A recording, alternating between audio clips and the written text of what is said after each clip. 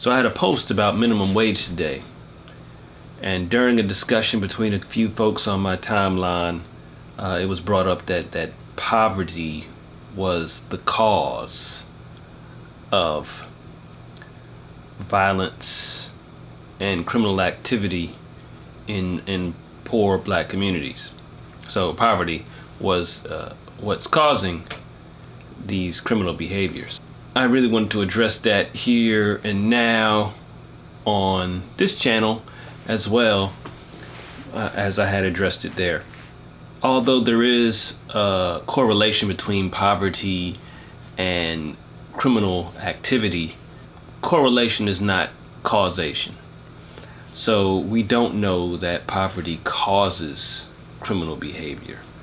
It's just a variable and sometimes a symptom of poverty. But in other times it's not. So while this is one of the things I pointed out in the post was that you have in New York City the largest minority group that lives in poverty in New York City is Asians. A lot of people don't know this, but Asians in New York City make up the largest poor minority group. If what people said was true, if poverty was the cause of violent behavior, if the poverty was the reason for criminal activity, we'd expect to see Asians in New York City having, the most shootings, the most homicides happening at their hands, perhaps most likely to their own folks. But there's not a lot of Chinese people getting gunned down on New York City streets by other Chinese people. What we do see is blacks having the highest rate of violent crime in New York City, especially when we're talking about shootings.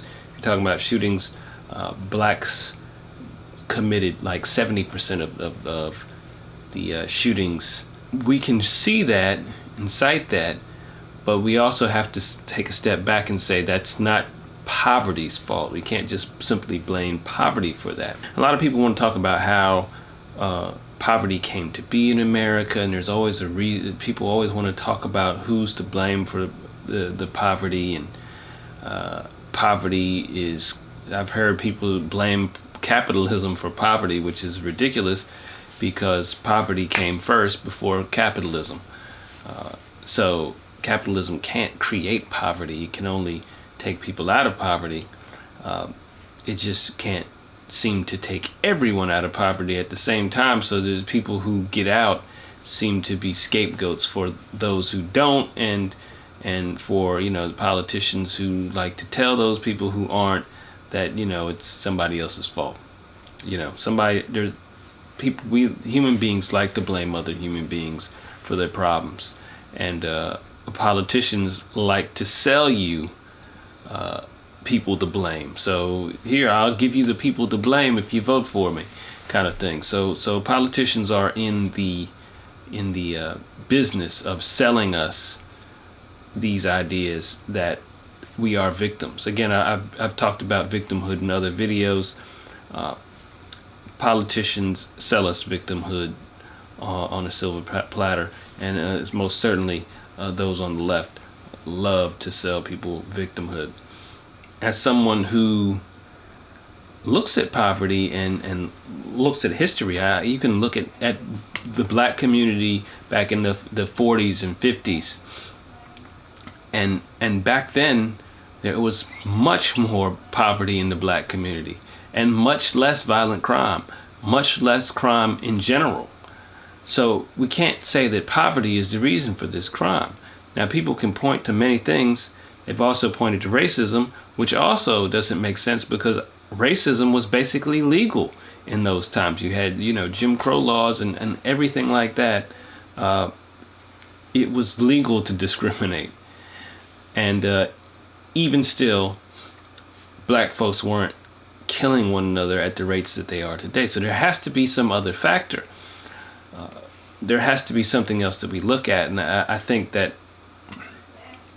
looking at poverty is problematic because poverty has poverty in the world is a norm. That's the norm.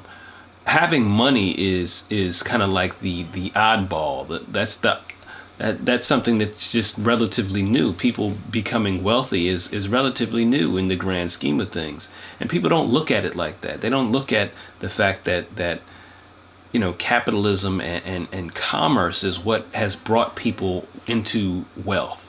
Thomas Sowell said this in something I was watching. He basically said that people pay way too much attention to, or spend way too much time trying to figure out why poverty. And he's like, poverty is the norm. Just like I was just saying, he said similar. Poverty is basically the norm. We don't need to figure out why poverty, because poverty is the default. You know what I'm saying? If you don't do anything, you're going to be in poverty. It's the default setting. Whereas wealth is something that is, again, it's kind of an oddity. It's and the abnormality. There's a reason why we call people the 1% who are in great wealth, because there's few of them. It's obvious that that's not the norm. So the thing of it is why are we spending so much time figuring out why poverty when you could figure out why wealth? It makes more sense to figure out why wealth. Extreme wealth is the oddity, while extreme poverty is pretty much the norm all over the world. I mean, you look at all these countries now, and they're finding capitalism. They're finding the free market, and in some respects the free market, and they are able to capitalize and grow their wealth. See, in China, in India, they are gaining skills and using those skills and building technologies and working for companies and things of that nature. So it works for them. I mean, capitalism takes people out of poverty. A lot of people like to blame capitalism for poverty, but they're not thinking. Poverty was the norm. Poverty was here before capitalism. When we're talking about blacks, a lot of people like to say that, okay, black people are live in poverty. A lot of black people live in poverty. So that's the reason why they're having these violent criminal behaviors, or having just crime in general. As we all should know, most of us know, is that whites have a lot more people living in poverty in America than blacks do. And if that's the case, why do we not see now per capita? How come we don't see similar rates of crime in these poor white communities as we do in poor black communities? And I'd say that there's probably many variables and things that have to do with it. How many parents are in the house, how old were the parents when they had the kids, how many people are in the community. So if it's a really tightly packed, full of people city, there's going to be more probability that the crime rate will be high, compared to these rural areas where there's not a lot of people around, but they're still poor.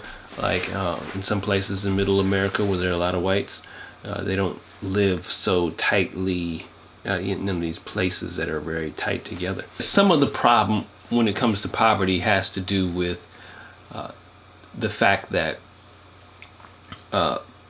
people are used to dependence. I know, bear with me for a minute, but dependence is something that keeps people looking for others to help them out rather than looking towards themselves. So a lot of people may not know this or may not understand the psychological aspects of this, but in the times of slavery, when blacks were brought to America, one of the things that kept them, was able to keep them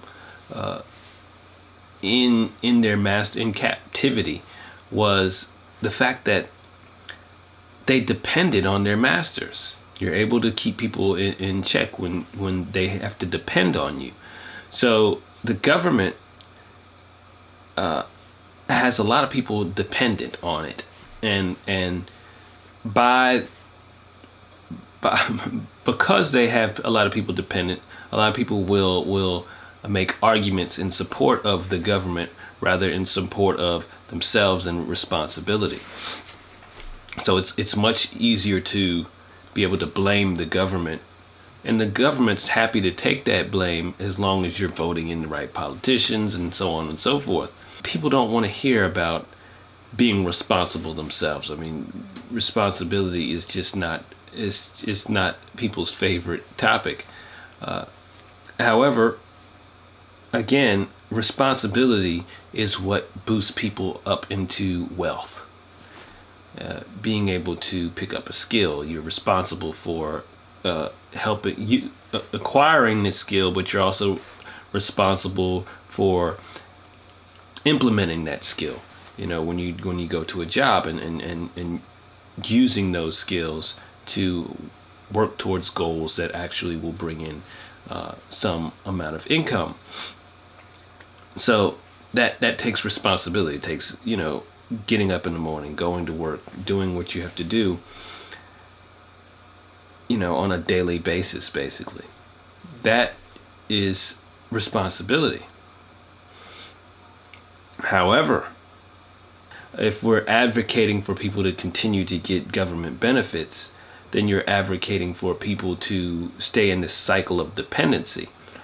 And once you're in that cycle of dependency, and then you have grandparents, parents, and then children who all have been a part of this cycle, and no one has been able to break out of that cycle, well, then you have something that's very difficult to overcome. And right now we have generations upon generations that have been a part of this cycle, and we really just need to break it. And part of that is just creating an awareness and talking like I'm talking here about it, not being afraid to stand out. You know, I take a lot of heat on the internet for saying some of these things, and I'm sure I'll take more. These videos get out there and people see me, and that, you know, see me in my community and stuff like that. But people have to have the courage to do it, because, you know, we can't go on being dependent on the government. We have to be independent folks. Independence should be our goal. And if we're always going to say, hey, it's poverty's fault, it's the government's fault, it's the white people's fault, it's whoever's fault, and we're not looking at ourselves, we're not looking to be responsible for anything. That's a losing position, and we have to stop being in a losing position. The winning position is full responsibility for our actions. Stop blaming other people for our actions. We can't be looking for a scapegoat when there's a lot of us doing crime. We can't looking for a scapegoat when there's a lot of us living in poverty. We have to look at what actions we can take to get out of these situations. What actions can we take to stop living in poverty? And I always point to the Brookings Institute has three rules, three simple rules, and most people will avoid poverty if they can follow these three simple rules. And we need to continue to hammer this into people's heads. These three simple rules are what? 1, graduate high school. Fairly simple. 2, don't have children until you're married and over 21. 3, get yourself a full-time job. Doesn't matter what the full-time job is. But if you do those three things, you're almost guaranteed not to live in poverty. There is something like 2%, there's like 2% of the folks who do those three things are still in poverty. Only 2%, regardless of what race you are. Moreover, if you look at blacks, We just want to focus on blacks, right? So we're just going to talk about one of those three things. Blacks that are married, right, have an 8%. Only 8% of blacks who are married live in poverty. 8%. So marriage is a huge determining factor.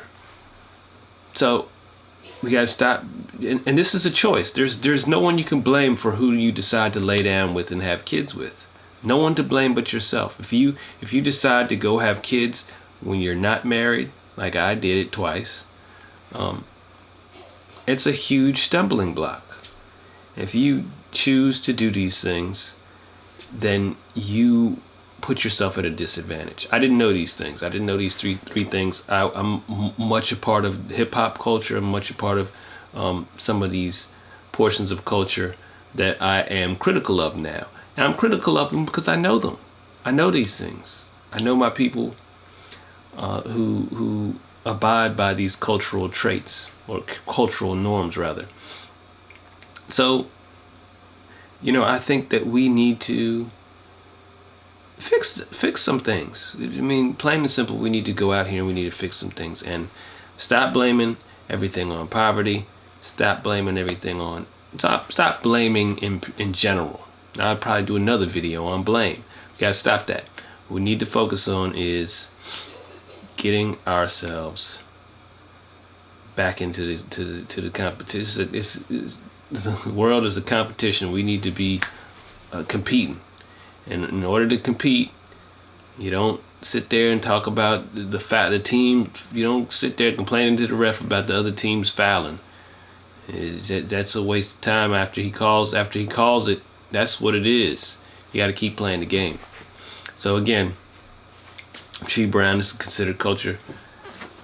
Check me out on my next video. Hit the subscribe button. Hit it. If it doesn't work the first time, hit it again. You can keep hitting the subscribe button. So yes, subscribe. You can hit the little bell beside the subscribe if you like my videos that much that you want to get a notification every time. I'm Chi. Thanks for watching. Out.